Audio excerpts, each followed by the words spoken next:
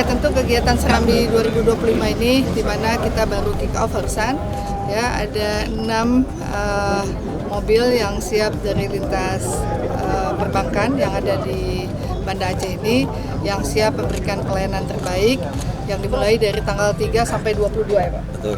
Sampai 22, di mana masyarakat juga bisa mengakses secara online juga sehingga kebutuhan uang kecil ini, uang receh ini bisa membantu baik untuk para pedagang, UMKM dan juga masyarakat di dalam menyambut Ramadan dan juga Idul Fitri nantinya.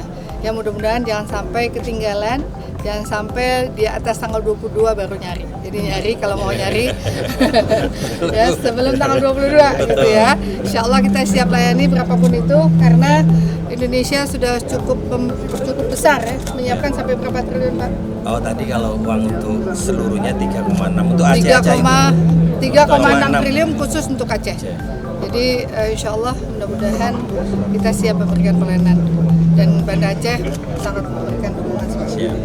Ya kita juga minta untuk ke masjid-masjid di mana juga kan masyarakat biasanya mau memberikan sedekah yang terbaik dan jika mereka membutuhkan uang tukar dan juga bagi jamaah kan menjadi prioritas juga mereka yang ibadah jadi mudah juga kalau mereka punya kebutuhan baik itu untuk sedekah maupun untuk yang lain.